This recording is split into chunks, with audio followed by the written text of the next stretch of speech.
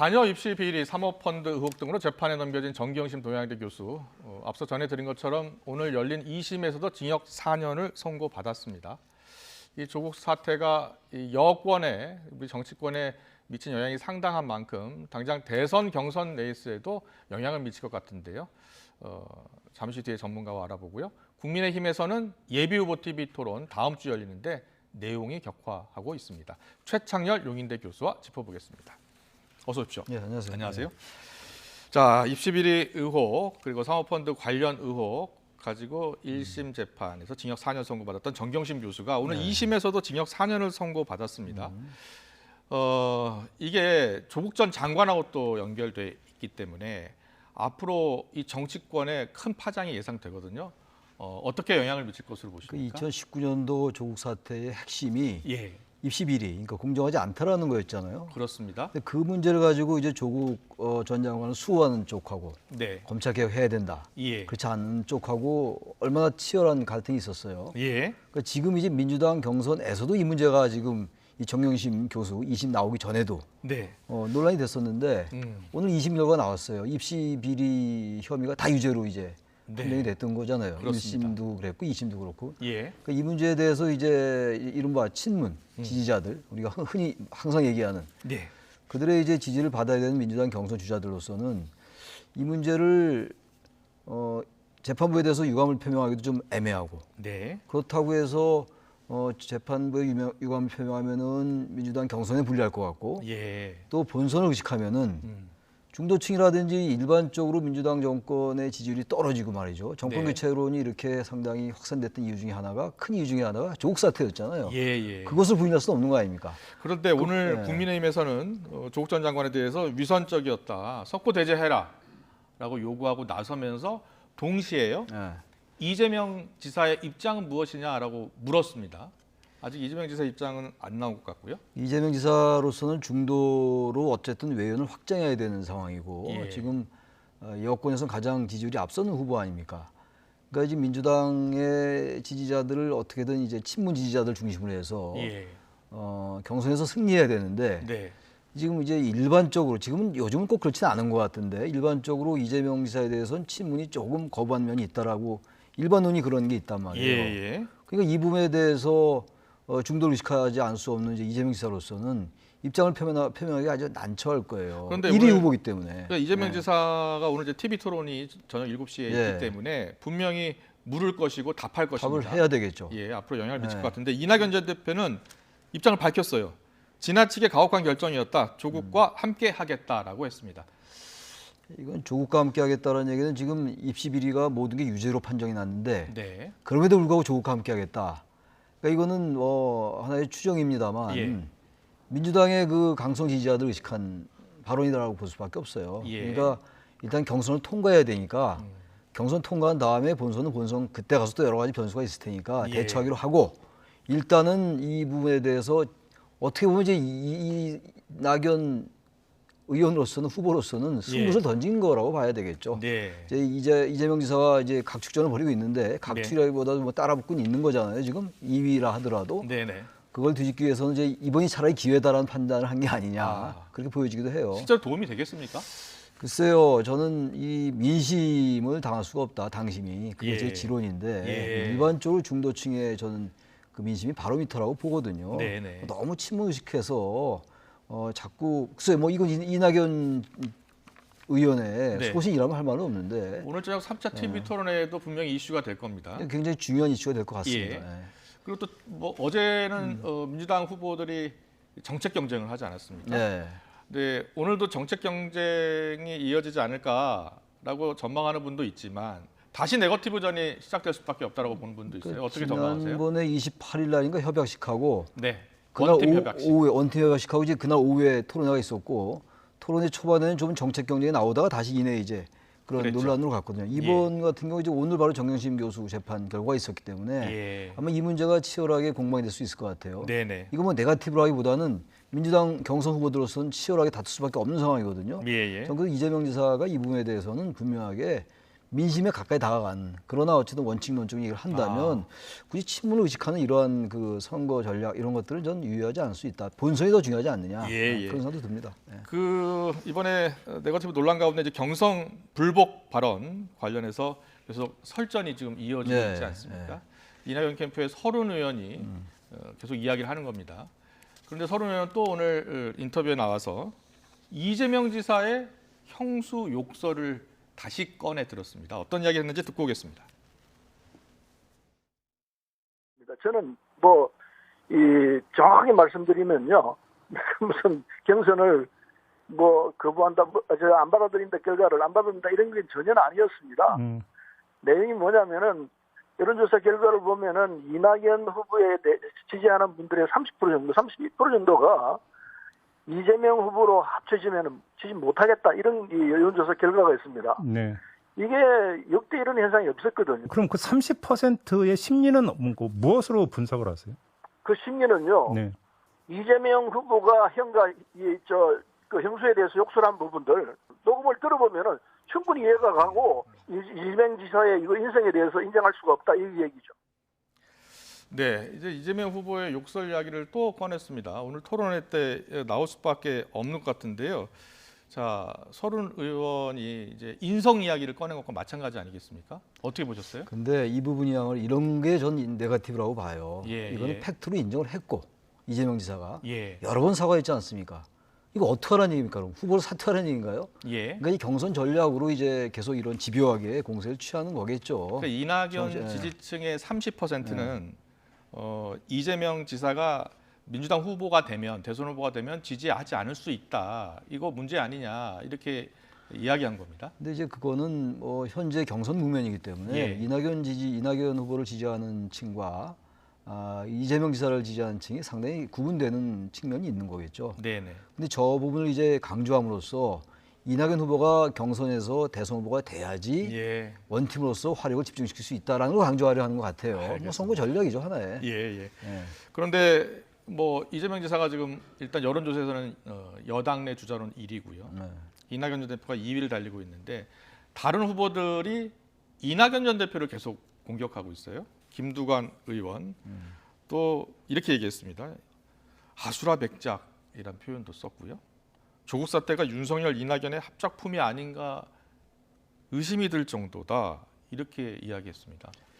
조국 사태 아까 잠깐 말씀했습니다만 조국 사태를 자꾸 어쨌든 자신들의 지지의 기반으로 삼으려 하는 것 같아요. 네. 이거는 그야말로 벌써 꽤 지난 일이고 이제 재판은 오늘 끝났습니다만 여전히 이제 민주당 내에서 이제 공방이 있는데 아수라백작 이런 표현도 전 좋지 않은 것 같아요. 그러니까 하나의 확실한 이른바 정체성의 정치, 하나의 이슈를 가지고 자신의 정체성 확연히 드러냄으로써 지지를 결집하려 하는 것 같은데 이런 것들이 바로 이제 과거로 자꾸 회귀하는 거죠. 미래의 정책 역량을 검증한다기보다도 그렇다면 민주당이 좀 더 적극적으로 나서야 할 필요가 있을까요? 민주당 선관위는 네거티브가 과열될 경우 중대 조치 취하겠다 계속 경고하고 있거든요. 중대 조치라는 당이 할 수 있는 범위가 한계가 있잖아요. 한계가 있어요. 중대 조치라는 게 어떻게 하겠습니까? 이게 무슨 정확하게 점수로 이제 측량을 해가지고 점수를 반영해서 떨어뜨리거나 이런 게 아니잖아요. 유권자들의 표, 유권자라는 게 당내 경선 편인데 일단은 그것이 결국 이제 측량이 되는 건데 지표가 되는 건데 바로미터가 되는 거 아니겠어요? 근데 제재 조치를 가한다는 게 경고를 하거나 이런 걸 할 수 있겠죠. 경고를 함으로써 이제 당심에 영향을 줄 수 있는 이런 정도의 그 조치인 것이지 근본적으로 이제 후보들이 이제 특히 이재명 지사가 네거티브 중단하겠다고 얘기했잖아요. 근데 문제는 그거 같아요. 모든 후보들이 직접 얘기하는 것보다 후보 말고 이제 후보 캠프에 소속된 사람들 이제 대리전을 치르는 거 이런 부분들을 후보들이 좀 강력히 경고를 해야 될 것 같아요. 후보 캠프 내에서. 여당이나 야당이나 지금 본격적인 이제 경선 국면을 앞두고 날을 세우고 있는데요. 후보들끼리. 그 앞서 이랬잖아요. 민심이 당심을 앞선다. 당심이 민심을 앞지를 수 없다. 결국은 민심은 여론조사를 통해 볼 수밖에 없는데 오늘 나온 한길리서치 여론조사를 보고서 이야기 더 나누겠습니다. 여기 보면 이낙연 전 대표의 지지율이 상당히 오른 것으로 나타났어요. 그러니까 이낙연 전 대표 입장에서는 좀 더 공세를 취하는 것 같은데요. 지금 잠깐 보겠습니다. 어떻게 나왔냐면요. 더불어민주당 차기 대선 후보 지지도를 보면 이낙연 전 대표 23%인데 이재명 지사가 27.9%예요. 5차 범위 내 접전으로 나왔습니다. 이 여론조사를 보면 과거 여론조사하고 달리 이낙연 전 대표가 약진한 것으로 보이거든요. 최근에 봤던 여론조사 중에서 가장 이재명 지사가 근접한 것 같아요. 네. 최근에 이제 이낙연 전 대표가 좀 따라붙는 것 같다가 다시 조금 정체로 들어간 측면이 있거든요. 네. 근데 지금 현재 이 여론조사 이거로 볼 때는 거의 뭐 오차범위 바뀌긴 합니다만 이낙연 전 대표 캠프에서는 계속 이야기했던 게 7말 8초 역전 골든크로스 나올 수도 있다 나온다, 이렇게 이야기를 했었는데 아직은 그렇진 않지만 이낙연 전 대표 지지율이 계속 오르고는 있어요. 근데 이게 여론조사마다 너무 차이가 너무 많이 나요. 예, 수치 차이가 너무 많이 나기 때문에 우리가 항상 얘기하는 게 여론조사라는 게 흐름과 추세를 본다라고 얘기하잖아요. 그렇습니다. 분명히 이제 이낙연 후보가 좀 주춤하다 다시 좀 이제 그 회복세를 보이는 것 같긴 한데 예.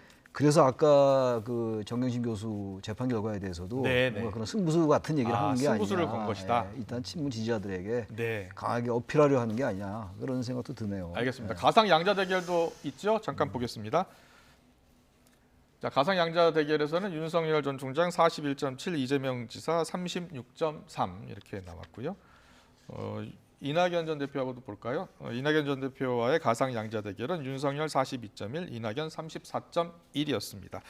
자, 윤석열 전 총장 국민의힘에 입당한 이후 계속 설화에 휩쓸리면서 지지율이 약세를 보이고 좀 하락세를 보이고 있지 않습니까? 분위기가 양자 대결에서는 뭐 견고한 모습이긴 한데 그럼에도 좁혀지고 있는 느낌도 들고요. 어떤 또 여론조사는 또 양자 대결도 약간 차이가 약간 있는 것도 있어요. 그래서 이것도 우리가 뭐 어느 하나만 가지고 얘기할 수는 없는데 분명한 건 윤석열 전 총장이 최근에 여러 말에 관련된 구설수가 좀 있었잖아요. 그런 부분들을 어떻게 유권자들에게 그리고 당심도 마찬가지, 국민의힘 당심도 마찬가지인데 내용이 있는 걸로 자꾸 바꿀 필요가 있어요. 내용이 있는 발언으로 좀 바꿔야 된다? 내용이랑이 다른 얘기가 아니라 어떤 발언이 나오면 이제 거기에 대해서 해명 같은 걸 하잖아요. 의도는 그게 아니었다. 그런 경우 많이 있긴 있어요. 있는데 유권자들 보기엔 그게 한두 개가 아니었기 때문에 최근에 몇 개 있었잖아요. 그렇다면 윤석열 전 총장이 검찰로서 훌륭했는데 뭔가 정치를 하는 대선 주자로서는 그동안 뭔가 사회에 대한 고민이나 그런 게 좀 부족했던 게 아니냐 이런 인식을 줄 수가 있거든요.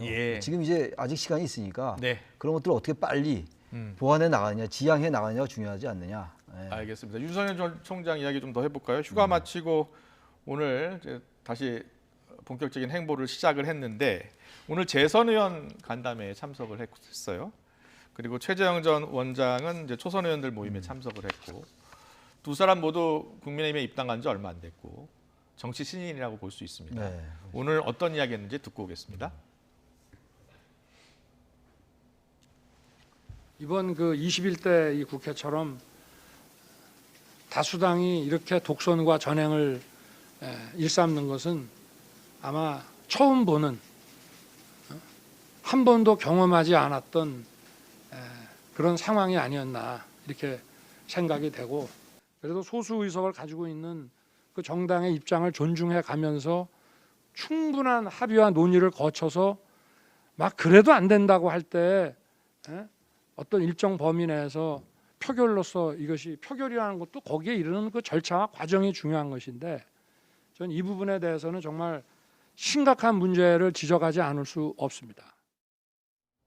민생을 챙기는 일은 뒤로 밀려나고 이념적인 목표 그리고 적폐청산이라는 이름하에 정치적 보복들이 오히려 국정의 우선순위가 되는 것을 우리는 많이 보았습니다. 검찰개혁이라는 이름하에 검찰을 껍데기만 남겨놓은 일도 있었다는 것을 우리는 잘 봐왔습니다.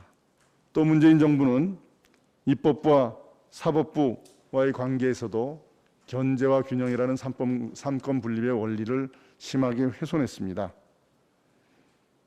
여당은 청와대의 여의도 출장소라고 불린 지 오래됐습니다. 자, 두 예비 후보 모두 문재인 정부 비판하고 있고 정부 여당을 비판하고 있는 겁니다. 윤 전 총장은 다수당의 횡포에 대해서 문제점을 지적했고 그리고 최재형 전 감사원장은 삼권 분립 훼손 이야기를 했습니다. 그 발언 내용에 대해서는 어떻게 전 평가하세요? 윤 전 총장의 발언은 충분히 의미할 가치가 있다고 봐요. 예, 이거는 뭐 지금 집권당에만 관련된 문제가 아니고 민주주의 자체라는 게 다수결은 하나의 수단입니다. 수단이 예. 민주주의의 어떤 의사를 결정하는 하나의 수단인 것이지 민주주의 자체는 아닌 거거든요. 네. 어떻게든 민주주의라는 것은 합의를 통해서 이뤄 나가야 돼요. 오늘은 논란되는 발언을 하지 않았나 이게 모르겠고. 이런 예. 얘기는 지금 이제 최근에 언론중재법을 의식하는 것 같은데 아, 지난번에 입법 독재란 말이 많이 나왔었잖아요. 예, 근데 지금도 이제 언론중재법을 통과시키겠다고 얘기를 하니까 집권당이 여기서 이러면 안 된다는 얘기를 하는 것이기 때문에 예. 이거 뭐 여당 후보가 됐건 야당 후보가 됐건 전 맞는 얘기다. 네. 어떻게든 합의를 도출하려 노력하는 것이다. 그리고 마지막에 안 될 때 도저히 합의가 나오지 않을 땐 국민들의 뜻을 물어서 다수결로 가는 것. 그게 그래서 윤석열 전 총장이 이 부분은 뭐 여당이건 야당이건 이건 상당히 옳은 말을 했다라고 예, 생각합니다. 윤석열 전 총장이 국민의힘의 입당 전후로 해서 좀 설화에 계속 이 도마에 오르고 있는데 네. 오늘은 어떤지 이건 모르겠습니다. 설화 나올 게 전혀 없죠. 예, 이건 뭐 제가 볼 때는 그렇게 흠잡을 게 없는 발언이다라고 예. 생각합니다. 알겠습니다. 그런데 윤 전 총장의 태도나 발언 내용 가지고 계속 논란이 되고 있는 가장 큰 이유가 어디 있다고 보세요? 글쎄요, 뭐 태도가 최근에 나온 게 이제 뭐 고개를 저었는다 이런 거, 저는 그게 그 크게 습관인 것 같고. 저는 그거 예. 크게 문제되지 않는 것 같아요. 예. 그게 그 문제가 될까요? 음. 본인의 하나의 습관인데 그것도 그렇고 태도를 뭐 이제 뭐 다리를 벌린다 이런 얘기도 일부 하던데 예. 다리는 아무도 없을 때 벌릴 수 있는 거 아닌가요? 그런 예. 거 그런 거는 하나의 까짓거리의 비판인 것 같아요. 네. 그런 것보다 본질적인 거는 최근에 이제 발언에 대해서 문제가 있다고 지적된 발언들이 몇 개 있었잖아요. 예, 예. 그런 것들에 대해서 자신의 어떤 그 사회 경제적인 인식 같은 거 그런 것들을 다 잡는 게 중요한 게 아니냐 예. 그렇게 생각합니다. 알겠습니다. 최재형 전 원장 이야기는 어떻게 들으셨어요? 상권 최재형 분리돼서 전 원장은 이 윤석열 전 총장보다는 상당히 문재인 정부의 비판에 각을 세운 그쪽으로 이제 의식한 얘기 같아요. 예. 적폐청산이라는 단어도 했고 적폐청산이 일정 부분 필요했던 거였단 말이에요. 네. 국민들의 지지도 있었고 근데 이걸 이제 강하게 앞세우고 있고 또 검찰개혁 아까 조국 사태 얘기했잖아요. 네. 그러니까 이제 반문재인 정서 그쪽에 호소한 듯한 아주 그러니까 보수 색깔을 강하게 내는 그런 얘기고 또 하나 여당은 청와대 여의도 출장소 이거는 보수건 진보건 모든 집권당이 거의 다 그랬어요. 예. 올바른 지적이긴 한데 이건 과거에 국민의힘도 마찬가지였다. 그러나 이건 네. 나름 이건 일리 있는 지적이다. 네. 이건 여야의 문제가 아닌 것이죠. 그러나 예. 어쨌든 최재형 전 원장은 윤석열 전 검찰총장에 비해서는 더 보수 색깔을 강하게 드러낸 발언이다. 이 발언 가지고 두 개만 비교한다면 그렇습니다.